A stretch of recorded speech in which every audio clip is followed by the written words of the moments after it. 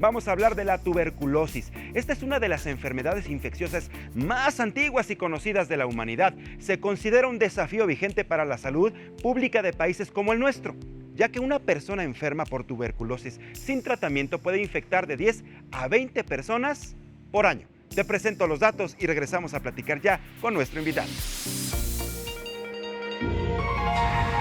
De acuerdo con la Secretaría de Salud, estos son los estados con mayor número de casos de tuberculosis: Baja California, Veracruz, Guerrero, Sonora, Tamaulipas, Chiapas, Nuevo León y Tabasco.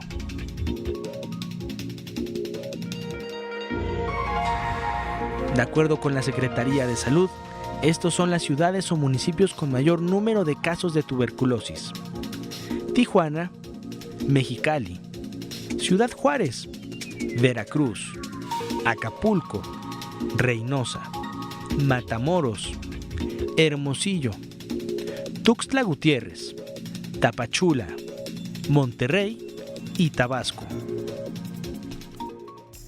Importante el tema de la tuberculosis, así que quédate con nosotros. Ya está con nosotros la doctora especialista para platicar de este tema. Agradezco su presencia en Código Salud de la doctora Amy Betel Peralta Prado. Ella es infectóloga internista con alta especialidad en pacientes inmunocomprometidos. Bienvenida, doctora, gracias por estar con nosotros esta mañana. Gracias por la invitación. Muy buenos días. ¿Por qué es importante hablar de la tuberculosis ahora que también está el tema del sarampión y otras enfermedades infecciosas y todo eso? La tuberculosis es una enfermedad también muy antigua. Sí. Muy antigua. ¿Por qué se presentan casos a pesar del avance científico y tecnológico? Bien, la tuberculosis, así como muchas enfermedades antiguas que acabas de mencionar, son enfermedades emergentes. La tuberculosis es una enfermedad bacteriana que se transmite muy fácilmente por vías respiratorias. Es común que las personas tengamos contacto con o con otros pacientes que están infectados y que muchas veces desconocen el diagnóstico. Sin embargo, no todos desarrollan la enfermedad y la razón por la que está reemergiendo o incrementando, bueno, en realidad ya se controló, pero nuevamente se dio un pico, es por las enfermedades que bajan las defensas, como diabetes, que últimamente pues obviamente se ha visto un incremento en la incidencia. Sí, ya es un problema de salud pública mundial, por supuesto. Infección por VIH, quimioterapia, trasplantes, a otros medicamentos que se llaman anticuerpos monoclonales que se utilizan en ocasiones para tratar artritis reumatoide, lupus, etcétera. Entonces es una enfermedad de la modernidad también. De la modernidad. Entonces sí está muy relacionada con pacientes que tienen estos otros padecimientos. Sí, exactamente. Y puede aparecer una persona, por ejemplo, que tenga tuberculosis exclusivamente sin ser un paciente con diabetes, o tener otro tipo de tratamientos por cáncer, etcétera, etcétera. Claro. Es quizá una persona que se contagió. Sí. ¿Cómo se contagia la tuberculosis? La tuberculosis es muy fácil de transmitir, se transmite por vía aérea, por contacto directo con persona a persona. ¿Un beso, un saludo? No, tiene que haber, es por vía respiratoria. Vía respiratoria, un estornudo, y tiene que haber, exactamente, tiene que haber un contacto muy estrecho con las personas, es básicamente las parejas, ¿no? Que duermen, que comparten habitación. Muchas veces las personas que tienen estas enfermedades que ya mencionamos o que toman medicamentos que bajan las defensas y que viven en la misma casa, pero que necesita un contacto estrecho. Estrecho para esto. Perdón, aquí quisiera mencionar que el 90% de las personas que adquieren la infección son capaces de controlar la enfermedad por su propio sistema inmunológico. Aunque hay personas sanas, exactamente, como mencionaba, sin enfermedades que incrementen el riesgo, sí pueden presentar la enfermedad. A ver, 90% de las personas con tuberculosis lo pueden, digamos, lo pueden llegar a desaparecer, a controlar o contener de manera natural. Sí. Así es. Sin embargo, los casos que vemos enfermos son ese 10% que no fue capaz de contener. ¿Sí? Incluso un estado de inmunocompromiso leve como malnutrición, beber alcohol en exceso, pueden bajar las defensas suficiente para permitir que el bacilo prevalezca. Entonces, me puedo imaginar que el universo es más amplio de lo que pensamos, es decir, como la gente lo podemos contener, quizá por ahí alguien contrajo la enfermedad y solita salió. Sí. ¿Y ni nos enteramos? Exactamente. Se llama tuberculosis latente, el periodo donde las personas son portadoras de la infección, no son capaces de transmitir la enfermedad. La OMS estima más o menos que un 4% de la población está infectada con la micobacteria, pero la gran parte somos capaces de contener esta infección. Cuando bajan nuestras defensas por los motivos es cuando claro, repunta. Hace el repunte y se empiezan a manifestar los síntomas. Y a propósito de los síntomas, nuestro equipo de producción nos ha preparado precisamente una serie de gráficos para conocer más a detalle cómo se manifiesta la tuberculosis. Te los presentamos.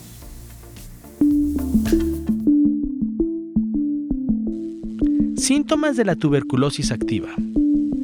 Tos que dura 3 semanas o más. Tos con sangre. Dolor en el pecho o dolor al respirar o toser.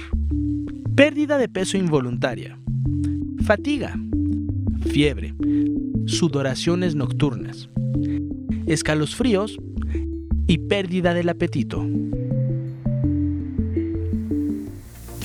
Escalofríos, pérdida del apetito, dolor en el pecho o dolor al respirar o toser, fatiga, fiebre, son básicamente características primordiales para inmediatamente acudir con el especialista y que nos descarte o nos diagnostique tuberculosis. Exactamente. Sin embargo, no todos los pacientes presentan todos los síntomas. Lo más frecuente es que presenten 1 o 2 síntomas. Lo primordial es fiebre con diaforesis o sudoración nocturna, pérdida de peso y tos de más de un mes de evolución.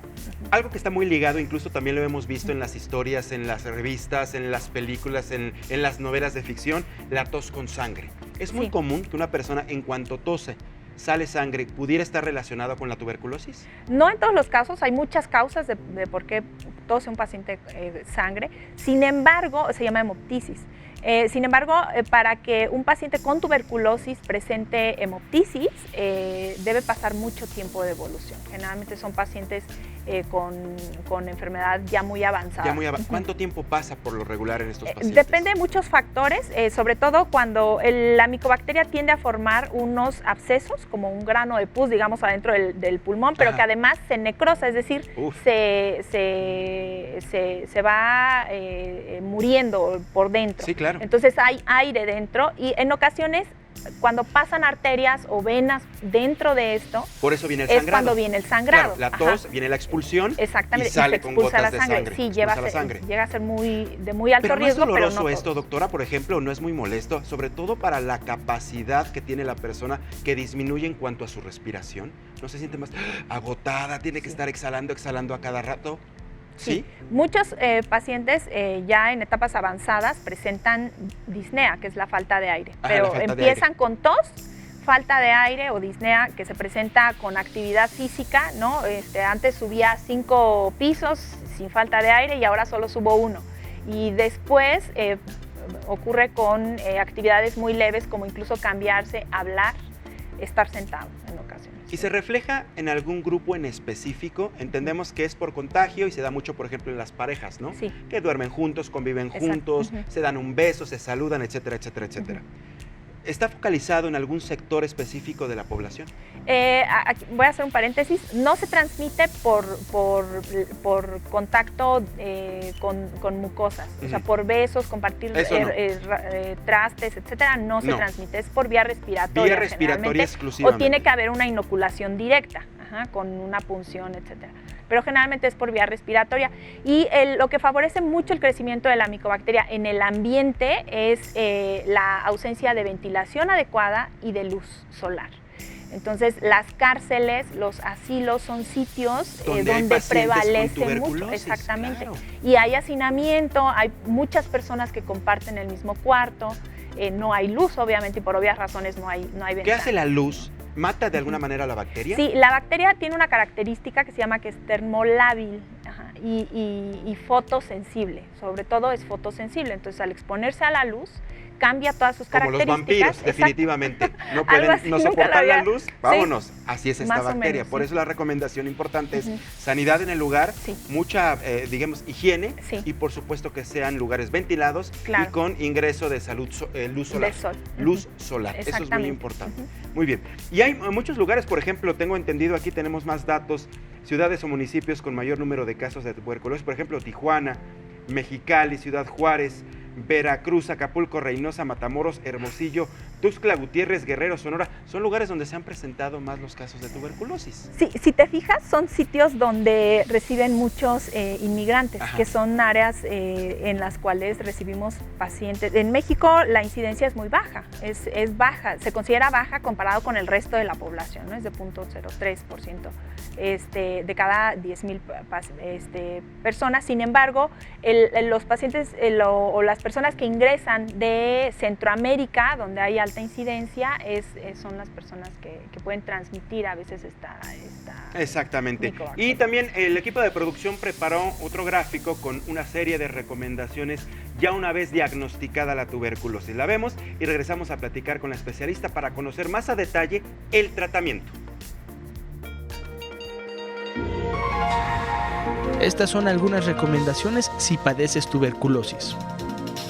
Necesitas varias semanas de tratamiento. Dejas de ser contagioso 2 semanas después de la medicación. Quédate en casa. No mantengas contacto continuo durante las primeras semanas. Ventila tu habitación. Tápate la boca durante toda la terapia y usa una mascarilla quirúrgica cuando estés con otras personas. Aquí los dos primeros puntos son importantes, doctora. Deja de ser contagiosa la persona 2 semanas después que comenzó con el tratamiento. Y se necesitan varias semanas para tener la medicación. ¿Qué tipo de tratamiento es el que se maneja con una persona con tuberculosis? Lo primero que hay que evaluar es qué sitio está afectando la micobacteria. No es lo mismo si está afectando el sistema nervioso central, como meningitis, o si está diseminada o si es solo una infección pulmonar.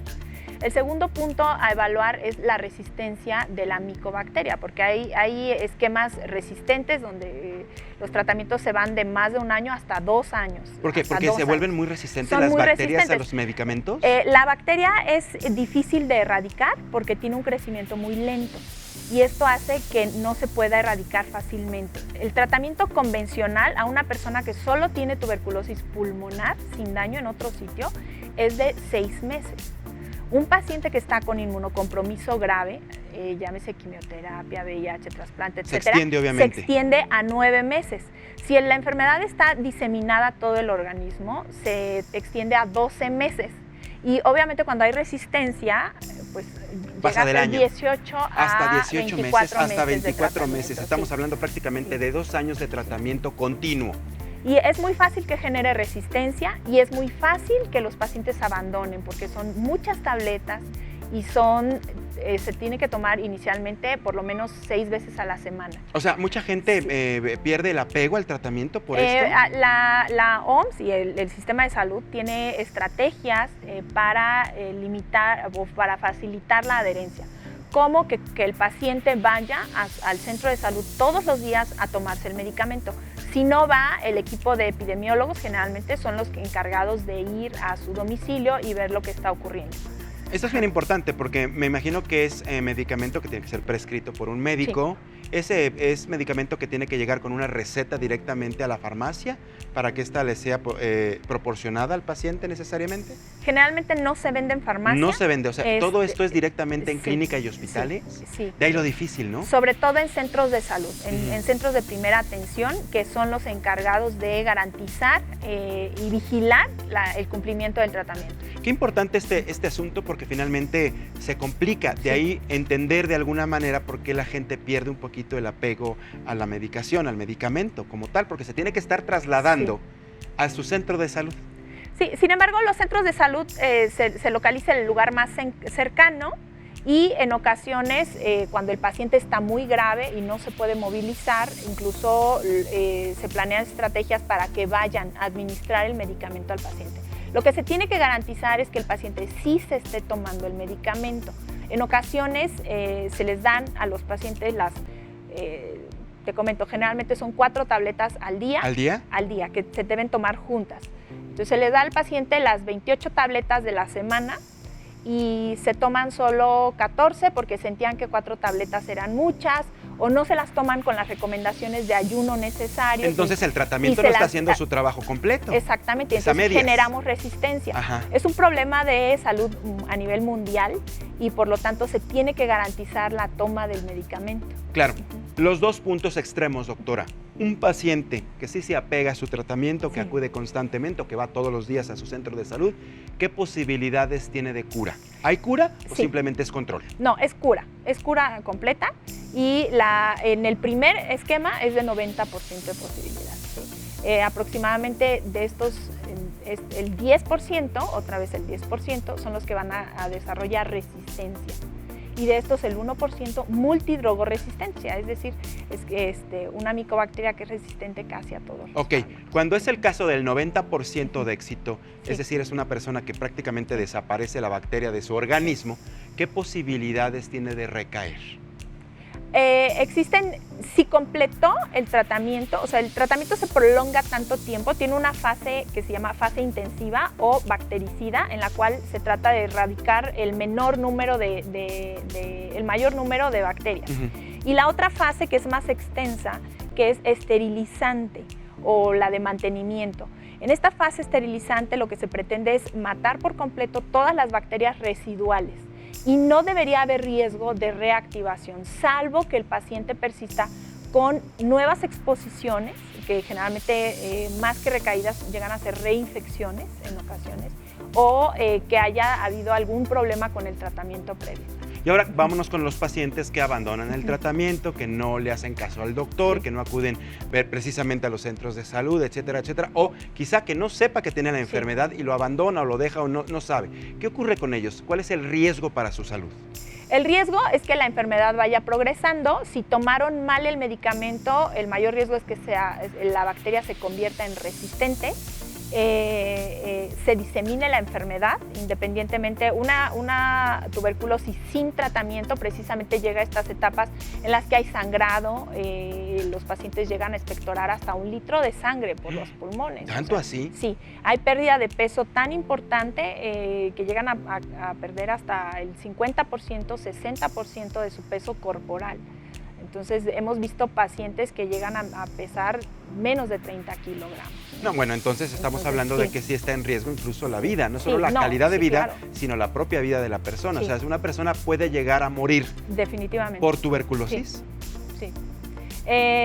Las causas de muerte son precisamente abandono al tratamiento, tuberculosis multidrogorresistente, enfermedades diseminadas diagnosticadas en etapas muy avanzadas o complicaciones durante el tratamiento. Y las complicaciones, exacto, a eso iba, las complicaciones durante el tratamiento están muy enfocadas, por ejemplo, ¿a qué? A si tiene resistencia bacteriana, a si es una persona que también está en tratamiento con quimioterapia porque es una persona, un paciente con cáncer, o tiene un tratamiento con hemodiálisis porque es una persona con diabetes. Sí. Se complica cada vez que se van anexando más enfermedades a la Claro, persona. se van anexando enfermedades y medicamentos. Entonces, un paciente Es que un tomaba... cóctel, definitivamente. Exactamente. O sea, hay De pacientes drogas. que llegan a tomar hasta 20 tabletas en un día. No, bueno, qué Y cosa. viven de medicamentos y pues eso hace que la calidad de vida sea deletérea.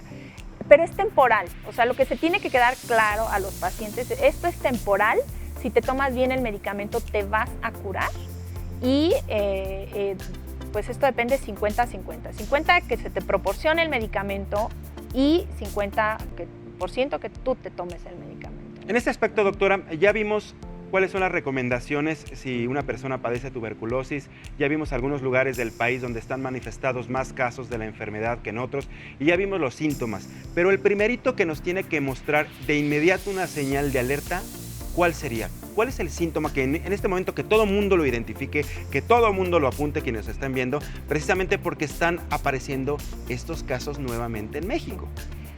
Tos nocturna. Tos nocturna. Tos con diaforesis o sudoración nocturna. Obviamente con los cambios de temperatura es muy difícil evaluar la porque de sudoración. repente hace mucho calor. A lo que me refiero es su diaforesis profusa o sudoración profusa importante, se refiere a que empapan la ropa Literal. y la cama. O sea, me tengo que levantar en la noche a cambiarme la pijama Porque ya está porque todo estoy empapado. sudando. Exactamente. Ese nos tiene que inmediatamente alertar. Y sobre todo si se acompaña de tos. Acuérdense que entra por el pulmón y es muy probable que presente una fase pulmonar. ¿La tos tiene que tener alguna característica o cualquier tos? Generalmente es tos con flema. Tos con flema. Sí, Ahí sí también. Pero hay pacientes que ingieren por productos lácteos se ingiere la micobacteria nosotros amamos la leche bronca. En nuestro la de país vaca, la de vaca. Exactamente. Directa, sí. Y que no está pasteurizada, ¿no? Entonces, justo ellas tienen una micobacteria que se llama bovis, de bovino. Se adquiere, la tomamos y entonces ya no la adquirimos por pulmón, sino por el intestino. Y los síntomas no van a ser pulmonares, sino diarrea, etc. O sea, se puede llegar a confundir en este caso. Pero, y en este aspecto, algo bien interesante. ¿Ustedes cómo hacen el diagnóstico, doctora? Cuando uno llega con, digamos, con estas manifestaciones, estos síntomas, pensando que podemos tener tuberculosis, pero llegamos con la idea de que nos digan, no tienes, es otra cosa. Sí. ¿Cómo hacen el estudio? ¿Se hace algún tipo de análisis? ¿Se toma la muestra de algo? ¿Cómo es? Sí, hay muestras. Lo primero es tomar muestra del sitio afectado.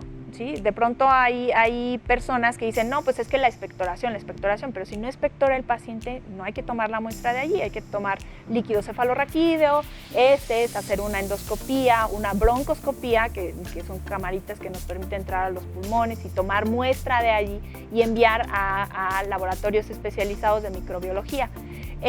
Los laboratorios generalmente tienen unas pruebas de diagnóstico rápido, como son tinciones, es decir, poner a una laminilla, ponerle un colorante especial y ver al microscopio. Eso lleva 7-10 minutos máximo.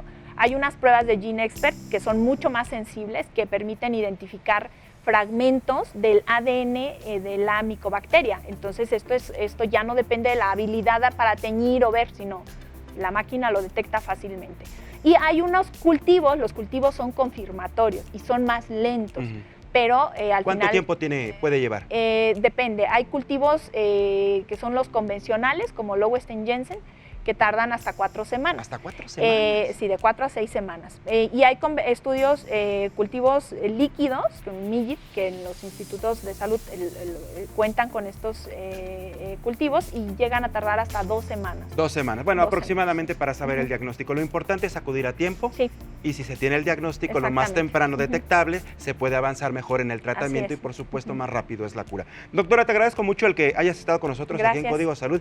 ¿Manejas redes sociales? ¿Tienes algún correo electrónico, algún teléfono para compartir, para que la gente haga contacto contigo si quedó por ahí alguna duda? Sí, mi correo es ami.peralta@cieni.org.mx. Ami con Y. Ami con Y, sí. Muy bien, doctora Ami, muchas gracias por haber estado con nosotros. No te muevas ahí, quédate, que tengas un excelente fin de semana. Gracias. Ya nos vamos, muchas gracias por tu compañía esta semana en Código Salud. Recuerda que yo te espero el próximo lunes en punto de las 11 de la mañana. Quédate en la señal del Heraldo Televisión. A continuación, Carlos Allende y Palitos y Bolitas. Mi nombre es Mariano Riva Palacio, un fuerte abrazo. Esto fue Código Salud.